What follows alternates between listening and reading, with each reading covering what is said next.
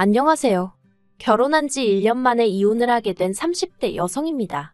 제가 오늘 이렇게 사연을 쓰는 이유는 책임지지도 못할 소리를 함부로 하는 남자와는 아예 시작도 하지 말라는 말씀을 드리고 싶어서예요.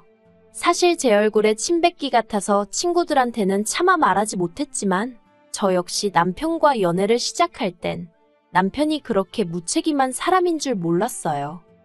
남편과는 사회생활을 하면서 자연스럽게 알게 된 사이예요.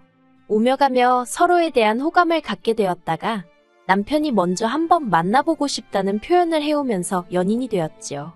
당시 저희 둘 다 20대 후반으로 결혼까지 생각하고 시작한 만남은 아니었고요. 하지만 인간관계라는 게 제가 뜻한 대로만 흘러가는 건 아니대요. 사귄 지 3년쯤 되니까 남편이고 저고 누가 먼저랄 것 없이 우린 나중에 결혼하면 이렇게 살자. 애는 몇 명 낳자. 약간은 농담처럼 이야기를 나누기 시작했거든요. 근데 솔직히 연인 사이에 의뢰하는 이야기 정도로만 생각했던 제가 어리석었지요. 왜냐하면 그러다 보니까 어느샌가 저희 둘이 결혼하는 게 당연한 일처럼 되어 있었거든요.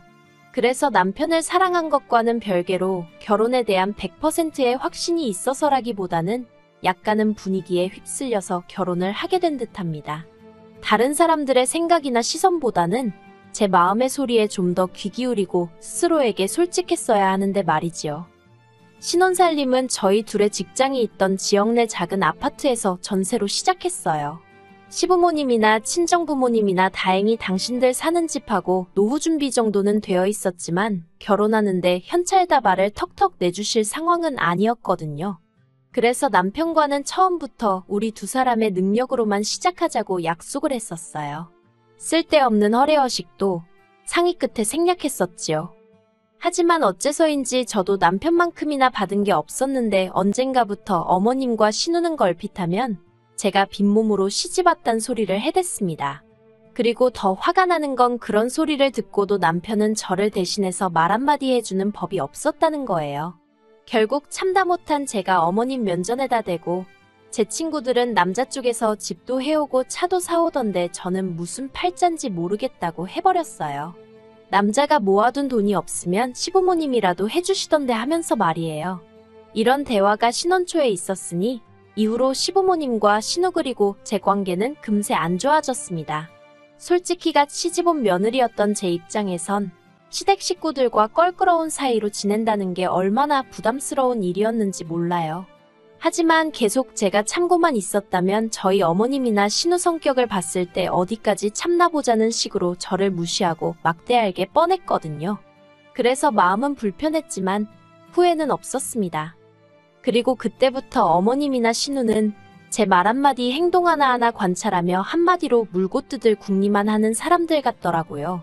그런데 제가 두 사람 눈에 거슬리는 짓을 안 했던지 급기야는 결혼한 지 반년이 다 돼가던 시기에 난데없이 집들이는 왜 안 하냐고 화를 내는 게 아니겠어요. 허심탄회하게 털어놓겠습니다. 집들이를 안 했던 이유는 단순했어요. 일단 저희 아파트는 지어진 지 30년 가까이 된 구축이었거든요. 그래서 벽이 무너졌거나 물이 안 나오고 그런 것은 아니었지만 어쨌든 요즘에 지어진 집들처럼 환하고 세련된 멋은 없었지요.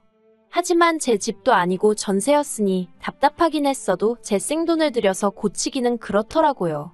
그래서 그나마 새로 한 것이라곤 도배밖에 없었고 상황이 그렇다 보니 좋은 가구를 들이기도 그렇더라고요. 그래서 언제가 될지 기약은 없었지만 그래도 언젠가 전세가 아닌 자가를 사게 되면 그때 좋은 가구를 사자는 생각으로 일단은 저렴하게 중고시장에서 장만한 가구들이 대부분이었습니다. 그렇다 보니 솔직히 살기야 살고 있어도 남을 불러서 자랑을 한다던가 그러고 싶은 마음이 없었네요. 한편 결국 남편이 저에게 통보하듯 집들이를 하기로 했다고 알려왔어요. 제가 남편에게 적어도 나랑 상의는 하고 그런 결정을 내렸어야 하는 거 아니냐니까 자기도 어머님과 신우한테 시달리는 게 너무 힘들어서 충동적으로 그랬다나요. 그리고는 어차피 한 번은 해야 할 것 같으니 좋은 마음으로 하잡니다. 저는 너무 짜증이 났지만 한편으론 그래 남편 말대로 어차피 한 번은 거쳐야 할 관문이면 매도 먼저 맞는 게 낫지 그렇게 생각하기로 했어요. 그리고 어머님 아버님 그리고 신우만 초대하면 3사람밖에 안 되니까 음식하고 그러는 게 얼마나 힘들 것 같지도 않았고요. 그런데 집들이를 하기로 한 전날 어머님한테 연락이 왔습니다. 어머님 아버님 신우뿐만 아니라 어머님 친척분들도 오실 거라면서 음식을 넉넉히 준비하라고요. 제가 남편더러 갑자기 이렇게 바뀌는 법이 어딨느냐고 당신이 어머님이랑 통화 좀 해보라 했어요. 그러자 남편은 자기가 통화하면 뭐가 달라지겠냐고 어머님 기분이나 상한다며 그냥 기왕 하는 거 좀 더 넉넉히 준비한다 생각하라대요.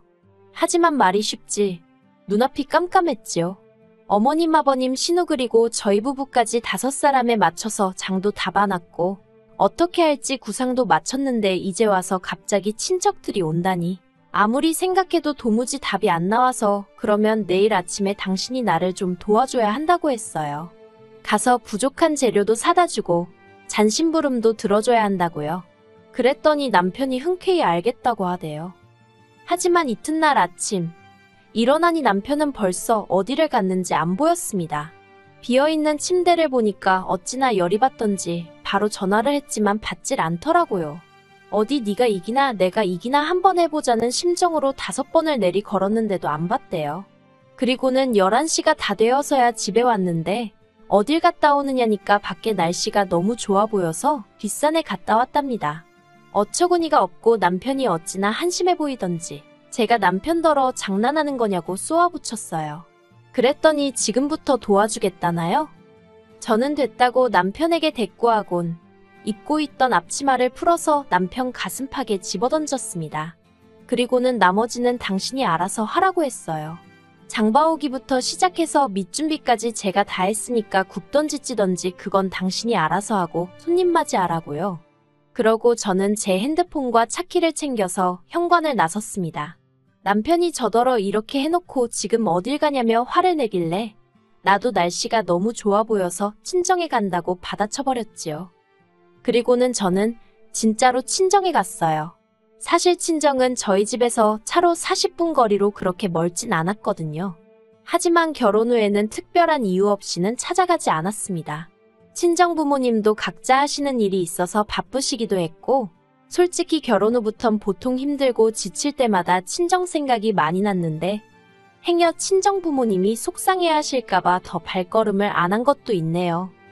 아무튼 그렇게 친정에 도착하니 친정어머니가 깜짝 놀라시면서 연락도 없이 무슨 일로 왔냐고 하셨습니다.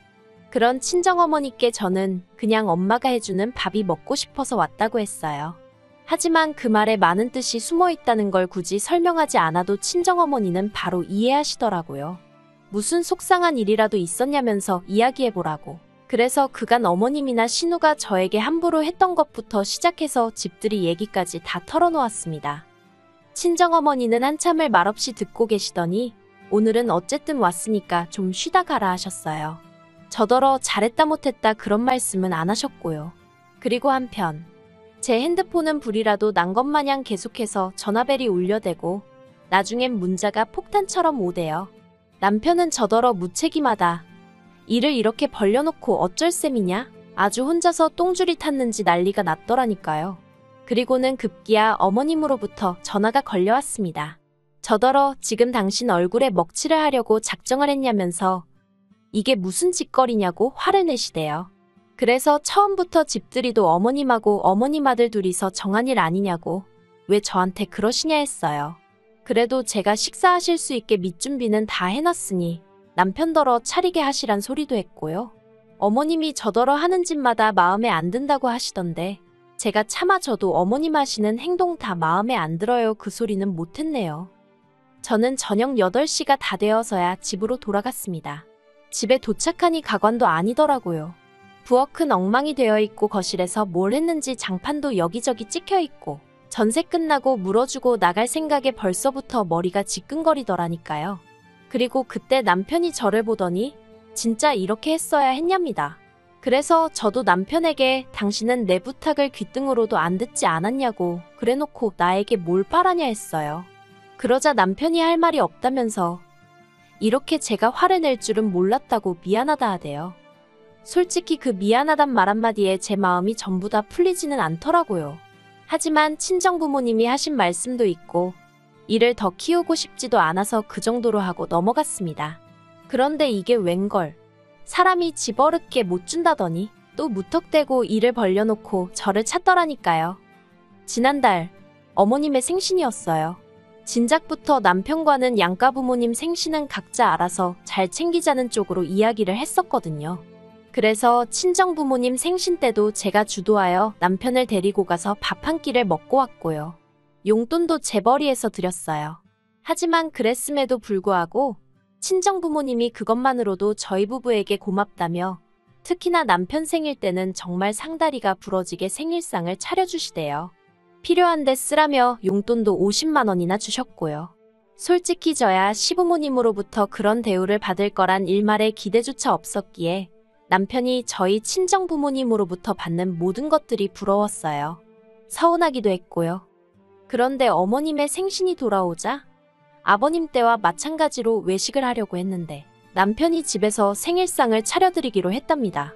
그러면서 하는 말이 집들이 때 이후로 제가 어머님한테 점수가 많이 깎였대요. 그래서 자기가 일부러 제가 어머님 생신을 챙겨드리고 싶어 한다고 그랬다는 거예요. 황당해서 왜 없는 소리를 지어냈냐고 물었습니다. 그랬더니 안 그러면 도대체 어머님한테 언제 점수를 딸 생각이냐대요. 그놈의 점수 타령에 얼마나 짜증이 나던지. 저는 남편더러 나는 내가 하지도 않은 말로 점수를 따고 싶지도 않고 억지로 생신상을 차려드리기도 싫다 했습니다. 회사 일로 바쁘기도 하고 지난번에 집들이 음식 준비하면서도 정말 너무 힘들었다고요. 하지만 남편은 계속해서 그래도 자기가 해놓은 말이 있는데 그렇게 나오면 어떡하냐고 무조건 생일상은 차려야 한답니다. 어찌나 사람을 들들 볶는지 환장하겠더라고요. 그래서 제가 그러면 생일상 얘기 꺼냈을 때처럼 당신이 음식 해놓고 내가 했다고 해주면 되겠다고 했어요. 그렇게 내 점수가 걱정이 되면 그 정도 거짓말은 해줄 수 있는 거 아니냐고요. 그랬더니 남편이 자기더러 지금 어머님한테 거짓말을 하라는 거냐고 말도 안 된다고 절대 못한다 하대요. 그래서 제가 말이 안 되는 건 아냐고 그런 사람이 왜 가만히 있던 나를 팔아서 나를 난처하게 하느냐고 아무튼 나는 생신 파티인지 뭔지 못한다고 안 한다고 했어요. 그러자 남편은 제가 다른 사람 입장은 하나도 생각을 안 해준다며 점점 목에 핏대를 세웠습니다. 하지만 그런 남편에게 당하고만 있을 제가 아니었지요. 저는 남편더러 당신이야말로 내 입장이란 걸 신경이나 써본 적이 있냐고 소리를 질렀어요. 그리고 어머님 생신상 같은 소리 한다고 당신은 장인장모 생일 때 먼저 케이크라도 하나 사와봤냐? 말이라도 먼저 생신 축하드린다고 해봤냐 따졌네요. 어쩌다 처가에 가게 되면 도살장 끌려가는 소마냥 뒤에 따라와서 주는 밥이나 처먹고 말 한마디 없이 있다가 오는 게 전부면서 나한테 어떻게 어머님 생신 어쩌고 그딴 소리를 할 수 있냐고 염치라는 게 있긴 하냐고 정말이지 그간 마음에 쌓였던 이야기가 전부 다 쏟아져 나오더라니까요. 하지만 남편은 미안하다는 말은 고사하고 그래도 이번 생일상은 무조건 차려야지 안 차리면 가만 안 두겠답니다. 그리고 그때 제 머릿속에서 이성의 끈이라는 게 끊어지는 듯 했어요. 가만 안 둔다고 어떻게 할 건지 한번 두고 보자 했습니다. 그런데 남편은 제가 말만 그렇게 하고 생일상을 차릴 줄 알았나 봐요. 어림도 없었지요. 집들이 때 그렇게 사람이 싫은 티를 냈으면 지도 알아듣는 게 있어야지. 한번 얼렁뚱땅 넘어가줬더니 나를 물로 보나 싶대요. 그리고 마침내 어머님 생신날이었어요. 주말이기도 했고 그래서 오전 10시 반쯤 느지막이 일어나 커피도 내리고 토스트도 만들었지요.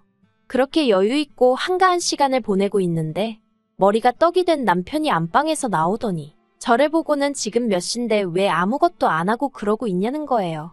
내가 뭘 아무것도 안 하고 있냐고 지금 아침 먹는 거 안 보이냐 했습니다. 그랬더니 남편이 한다는 말이 미역국 안 끓이냐고 어머님이 점심때 오시기로 했다나요.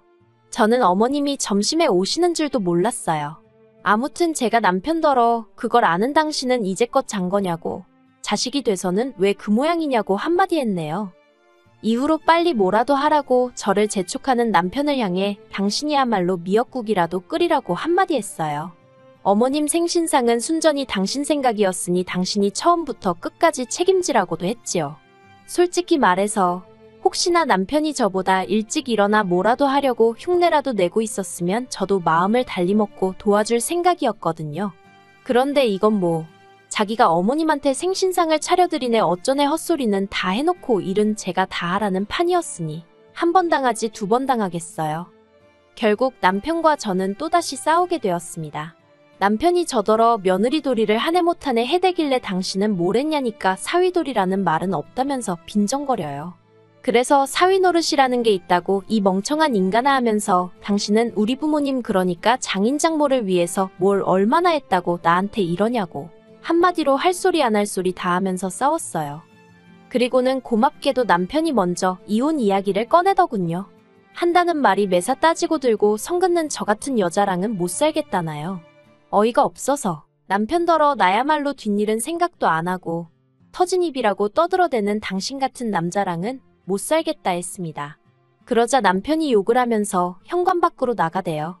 부부싸움만 했다 하면 그렇게 밖에 나가서 담배를 피는 습관이 있거든요. 이때다 싶어서 남편이 나가기가 무섭게 현관 보조키까지 전부 다 잠그고 안전고리까지 걸었습니다. 그리고 이내 남편이 돌아와서는 잠긴 현관을 발로 차고 난리가 났대요. 게다가 그새 시간이 흘러서 어머님 아버님의 신호까지 왔더라고요. 다들 이게 뭐하는 짓이냐며 저만 나쁜 인간으로 몰아가는데 정말 지긋지긋하더라니까요. 결국 남편과 저는 이혼을 했습니다. 남편도 저도 서로에게 정이 떨어진 상태였지만 이혼을 어떻게 할지 정할 때만큼은 의기투합이 잘 되대요. 어머님은 저더러 성격 이상자라며 저 때문에 당신 아들 이혼남 됐다고 저를 고소하시겠다 했어요. 그래서 하시라 했습니다. 그러면 저도 어머님과 신우의 억지와 시비 때문에 남편과 사이가 틀어져서 이혼까지 했다고 어머님하고 신우가 저희 가정을 파탄냈다고 똑같이 고소하겠다 했지요. 솔직히 변호사 말로는 소송으로 해도 제가 이길 건데 다만 같이 산 기간이 얼마 안 되니 위자료는 거의 못 받을 거다 했거든요. 이혼 후 저는 친정부모님과 다시 합가를 시작했어요. 그리고 아무렇지 않은 척하고 있지만 사실 이제 내가 이혼녀구나. 솔직히 그 생각만 하면 왠지 모르게 움츠러드네요. 그래도 저를 응원해주는 사람들이 더 많은 걸 알기에 힘내보려고 합니다. 한편 남편의 경우 들려오는 소식에 의하면 기어이 그 생각 없이 말하는 버릇 때문에 큰 코 다쳤더라고요. 이혼 이야기가 오가던 당시 남편은 자기가 곧 승진을 하게 되었다며 무척이나 거들먹거렸는데요. 알고 보니 승진을 할 예정도 아니었고 순전히 자기가 잘못된 몇 개 서류랑 사장이 다른 사람들하고 나눈 이야기를 엿듣고 그렇게 소문을 내고 다녔던 거더라고요. 근데 문제는 그 이야기가 사장 귀에 흘러들어가서는 사장이 남편더러 경거망동하는 것이 믿을 수가 없다며 오히려 좌천을 시켰다는 거예요. 솔직히 그 이야기를 들었을 땐 언젠가 그놈의 입 때문에 망할 줄 알았기에 놀랍지도 않았지만요. 하긴 이제 뭐 남남인데 무슨 상관이겠어요. 저는 저대로 제 앞가림이나 잘하렵니다.